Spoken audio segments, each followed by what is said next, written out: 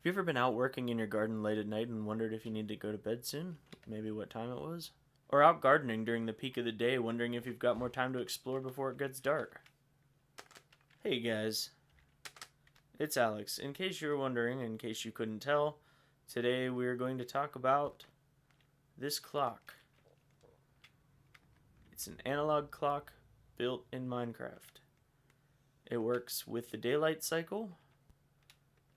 It goes around 2 full times, though at noon it actually misses noon. The times are not linear, so it goes around a lot faster than, or a lot faster in certain parts than other parts and stuff like that. It also plays music. If it ever turns noon, we can see that. It won't, like I said, it won't actually hit noon, but when it goes over it, it should give us the music. As you can also see, there you go. As you can also see, it does that cool thing. That's like when it skips one, it seems like. So this is the back of it. As you can see, it's massive. You can see some of my other projects out there, some other people's projects. I really wanted to make it look upscale and kind of dark and ominous in a way, as time is, I guess, however cheesy that may be. However, you'll notice if you come in here, there's actually nothing in here. Just the music, and that's it. And if you look along the back, just a big, tall, flat clock. Well, here's the secret.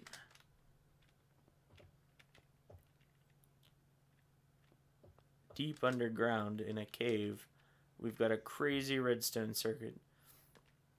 This circuit was actually made possible by one of Mumbo's videos, so thank you, Mumbo Jumbo, where he talked about the decoder, this redstone signal strength decoder. It is pretty much what made it possible to do this all around, so thank you very much for that. And honestly, without this, I couldn't understand the usefulness of signal strength, because there's just no way to get a signal coming off of it that I could actually use very easily other than doing something like this. So this is amazing, because you'd get to like 5 and then 4, 3, 2, and 1 would all be turned on too, and so you really had no way to do it except this. So I'll probably make another video talking specifically about this circuit. I'm going to show it from the sides so that, like, if you guys want to just try to build it, this is flipped around, but it's the same deal. This torch here back is the stuff that's important to the decoder circuit. So there's torches lined up underneath, there's repeaters, redstone, and this torch. And the block can be whatever you want, obviously, but like I said, I'll make another video probably talking about exactly how that works, because it is a little more complex and might not be within the scope of this video. So, and then what we've got here is command blocks whose sole job is to send the smoke for the particle. It finds the armor stand that we have given a custom name of Ray Vert, which it has nothing to do with anything clever.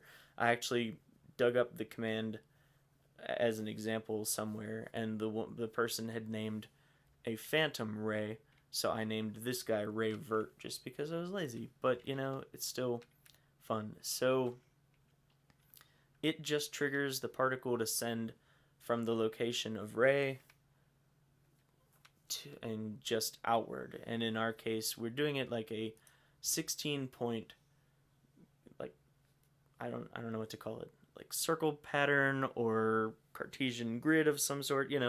If you pictured it like a Cartesian grid, which is a graph that crosses itself, like, you want things, if you want it to point between, like, on a regular clock, like noon and 3, you would do like a positive signal. If you wanted it to point to like between like the 3 and the 6 mark, you'd do like a positive negative signal, etc. You just go around like that. So This sends the particles out, one for each one. This does noon, which is also 16 in our case. Minecraft has, I should get into that, I guess. Minecraft has 16 cycles throughout the day. Yeah, I mean 16 different signal strengths throughout the day, and then another seemingly roughly 16 at night. Everything it does, it freezes at noon at midnight for a long time, and then, you know, it skips noon during the day. So it's kind of weird, but this does continuously follow the daylight cycle. I was having trouble getting signals to come out of this without these holes, but I don't believe they're necessary. So I think what I was seeing was just something else I was screwing up. But ultimately, anyway, so you've got 16 here, which is just basically an if this is off, you know, turn this line on, meaning if there's no power coming through this at all, turn this line on. Sometimes it screws up because there's a flip-flop. I'll explain that in a minute, but that's how it's supposed to work. So it comes through here, goes through a pulse generating circuit, triggers this thing to pulse, which is a T flip-flop, which flips between this guy getting signal and this guy getting signal. So that inverts this torch. So when this whole line is off, this gets power. And the reason we do that is because at night, like during the day, this one works fine. It counts 1, 2, 3, all the way up to 15. At night, however, it starts counting down 15, 14, 13, you know, so the clock would run backward. So to keep the clock from running backward, we use a subtraction circuit, which is, I'll explain this in a second.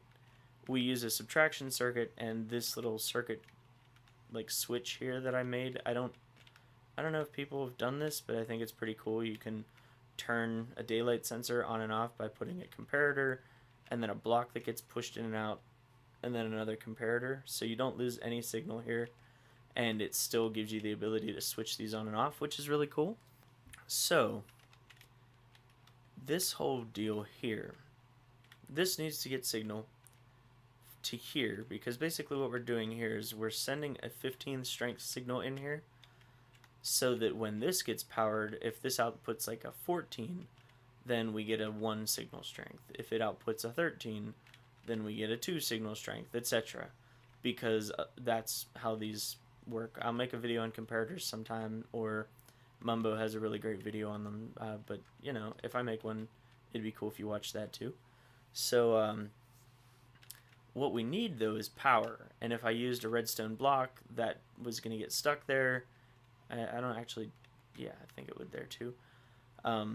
If I used basically anything else, it would just break, but using a water-filled cauldron and lowering it down works perfectly. So I'll switch it. So if I switch it real quick, you'll see this gets pushed down and provides signals, so that's where we're getting our 15 signal strength. So yeah, and then each of these just gets powered by some crazy maze of circuitry here. This line is the noon detector, basically, except for the opposite side. I keep calling it noon. It's not 12 though, it's 16. It's just when the clock strikes middle. So this, when this 15 turns off, it's off right now, and it's powered, but like it gets turned on, this gets turned off, and it's basically acting as a very long pulse. So the signal comes all the way back here, comes on down into another pulse generating circuit, triggers this to flop again, and then it switches over to nighttime. So yeah, that's basically it. Oops. I have a couple iterations of this because I worked on it outside of here, obviously. So, I mean, this one does exactly the same thing, but it's a slightly different looking clock and design. Also, horizontal versus vertical, which actually it probably would have been easier to just build it out vertically to begin with, just because I ended up having to fly up here and look at what it was doing every 5 seconds, but it worked. So that's that. And it has a beacon coming out of the top just because I thought it was cool. This is actually supposed to be closed up, but I opened it for the video.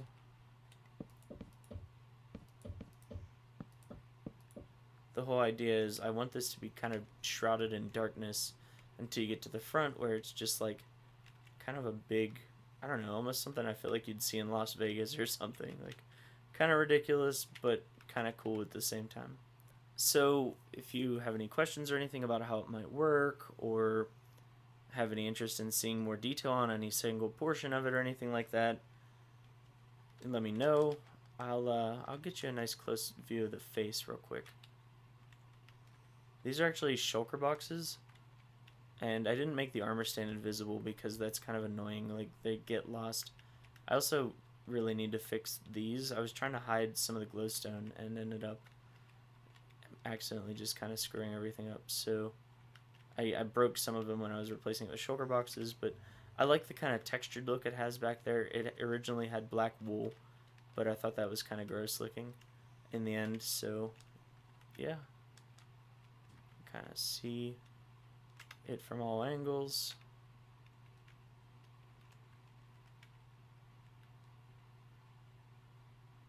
I don't know, I think it's kind of pretty. I think I did a good job.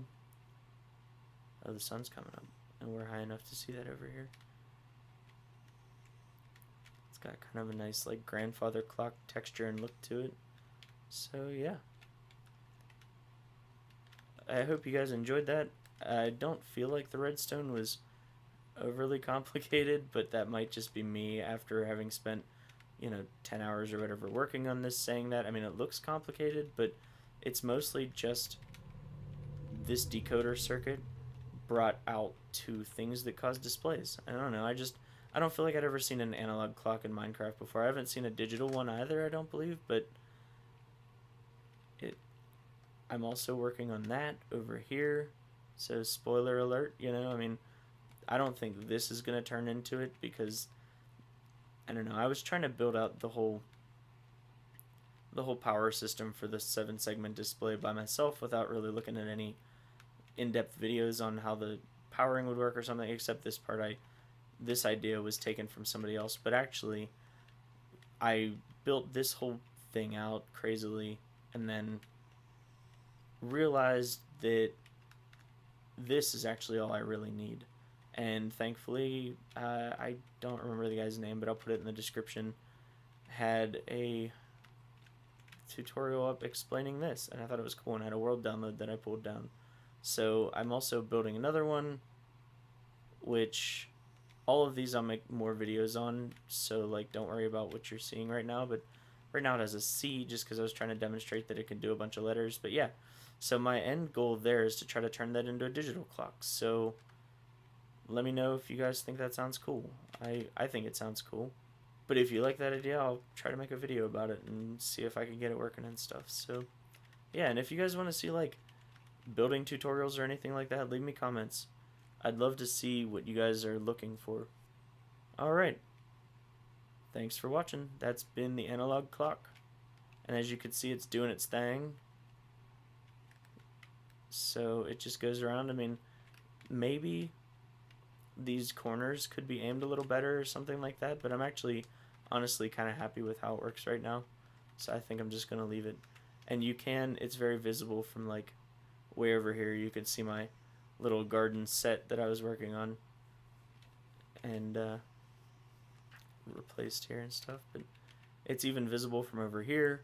So I mean, you literally could use it as a reference when you're working or something like that. Like, I mean, obviously in this world we're just building whatever the heck we want, but in a survival world you could build something like this out. I mean, you'd have to give yourself command blocks, I guess, but if you're willing to give yourself command blocks, you could totally do it. I don't know, I just thought it was cool. Hope you guys enjoyed it. Thanks. Bye. Please go like, comment, and subscribe. Your love is what keeps me alive.